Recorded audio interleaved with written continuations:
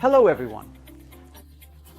In the realm of information systems, the absence of high-level profiles motivates clients to seek assistance from service companies that hire skilled and experienced staff members. On one hand, there are still many providers who believe that their responsibility is limited to identifying consultants, placing them with their clients, and sending a monthly invoice. However, the majority of companies acting as clients hold the belief that this solution enables them to evade specific labor law obligations and perceive the likelihood of facing penalties as extremely minimal. In the prior video, we established the notions of pre-illegal work and the offense of illegal subcontracting, which are significant offenses when employing subcontracting practices. Today, I will describe to you the 10 best practices to implement that will allow you to identify risk areas related to each of your suppliers and to use subcontracting in accordance with the rules of the art. Here's what you need to do. Make sure to define accurately the specifications of the service and the deliverables that need to be produced. The subcontracted activity must include expertise, know-how that the client company does not have. This is what allows to differentiate the exclusive labor cost, which does not generate added value, from the service contract where the provision of personnel is only a means to achieve the objectives of the intervention. Draft a precise contract including the subject, the terms of execution with full autonomy and independence from the client, the deliverables, as well as the associated financial conditions.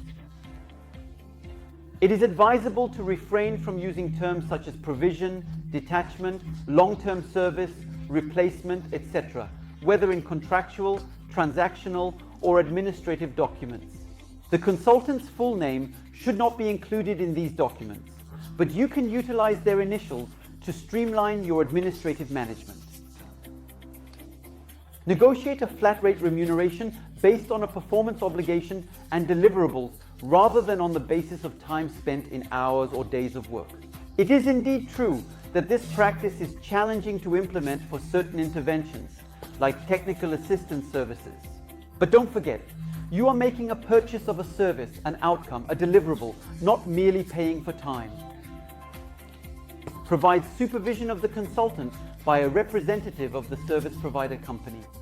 The latter will be able to give him directives, control the execution of his work, evaluate him, sanction him, assign him a bonus, or approve his leave. Indeed, the link of subordination must not be transferred to the client company. The service provider company is obligated to provide its staff on assignment with the means and equipment necessary for the proper execution of the assignment. The client company has the capability to provide the necessary equipment if the context of the mission only presents technical, security, or confidentiality constraints that require such provisions. In this case, don't forget to specify it in the service contract. Exercise caution regarding the mission's duration. While there is no specific rule, the greater the length, the higher the likelihood of it being perceived as false subcontracting by the judge. Certain companies I'd describe as vigilant don't exceed 3 years of mission. Others have missions lasting 2 years. My suggestion would be to begin searching for alternatives from a period of 1 year of consultant intervention. Indeed, the longer you wait, the more you expose yourself to additional risks that are related to the transition, reversibility, and dependence on the provider. Finally, avoid assigning the consultant a named office, a company-specific email address, and integrating the consultant into the company's organizational chart. Identifying the consultant as an external service provider is necessary to avoid confusing him with a client company employee. In general, the judge assesses the bundle of impacts, allowing or not to reclassify the contract as illegal loan of labor or bed of bargaining. This assessment is grounded on actual facts and not solely on the content specified in the agreements. So, disguising a contract in the hope of getting through the labor inspection net is not the best solution and can significantly worsen the penalty in the event of requalification. If you apply the previous 10 best practices with all your consultants, you are perfectly complying with the legal framework. Congratulations!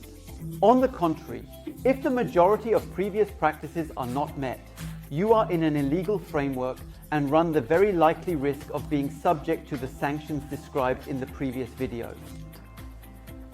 Now, if you only implement these practices in a partial manner, you are exposing yourself to risk. The decision is yours to make. Whether you opt to cross your fingers, hoping to avoid a visit from labour inspection, or take proactive steps to greatly minimize these risks, is entirely up to you. Before I leave, I would like to share 2 suggestions with you. Integrate an experienced buyer as early as possible in your subcontracting projects. You will get off to a good start by eliminating as many risks as possible. Accept to learn to work differently by applying the best outsourcing practices. You will definitely enhance your performance. Thanks for listening and can't wait to see you soon in my upcoming videos.